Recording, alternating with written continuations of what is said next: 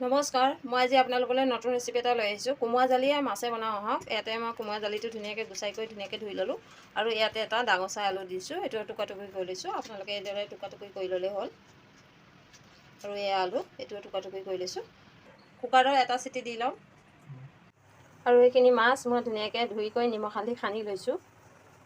গেছত কেৰাহীটো বহাই দিলোঁ আৰু এতিয়া তেল দি দিছোঁ আৰু তেলখিনি গৰম হওক। আৰু তেলখিনি গৰম হৈ গৈছে। তেলখিনি গৰম হোৱাৰ পিছত মাছখিনি দি দিছোঁ মই।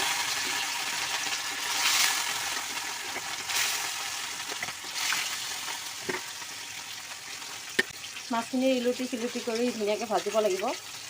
আৰু এতিয়া মাছখিনি লুটিয়াই দিওঁ।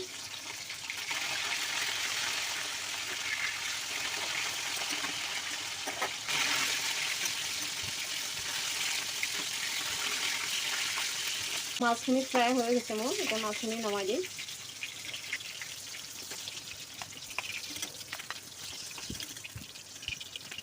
মাছ ফ্ৰাই হৈ গৈছে। আপোনালোকে এইদৰে ফ্ৰাই কৰি ল'লে হ'ল।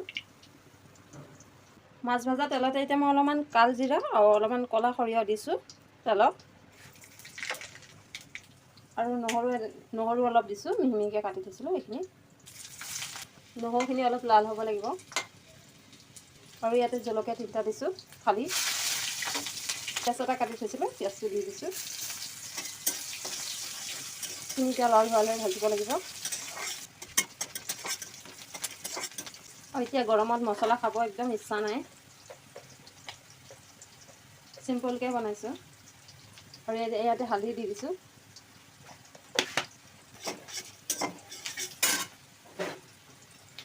এইখিনি মই বইল কৰি লৈছিলোঁ কোমোৰাখিনি।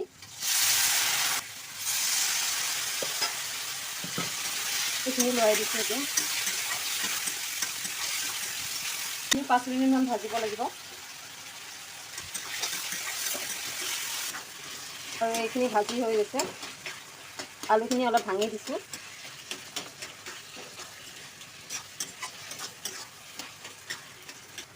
এতিয়া ইয়াতে পানী দি দিছোঁ।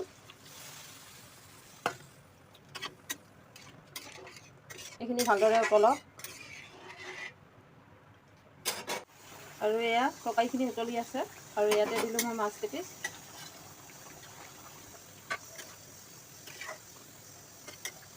কোমোৰাখিনি বইল কৰোঁতে মই নিমখ দিছিলোঁ, সেইকাৰণে এতিয়া নিমখটো কমাই দিছোঁ। আপোনালোকে যি পৰিমাণত খায় সেই পৰিমাণত ল'লেই হ'ল নিমখটো।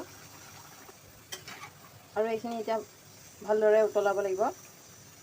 10 মিনিট সময় উতলাওক ধুনীয়াকৈ। এয়া চব্জি হৈ গ'ল। আপোনালোকেও এইদৰে বনাই খাবচোন, বহুতে টেষ্টি হয়। ইয়াতে মই একো মছলাই ব্যৱহাৰ কৰা নাই। এইখিনি হৈ গৈছে, নমাই দিম এতিয়া। এয়া কোমোৰা দি মাছ ৰান্ধিলোঁ, এয়া হৈ গ'ল। আৰু আপোনালোকে এইদৰে বনাবচোন, একদম কম সহজতে হৈ যায়। ইয়াতে মছলা একো দিয়া নাই মই। আৰু এইদৰে বনাই খাব। খাই পেলাই কমেণ্টত জনাব কেনেকুৱা লাগিল।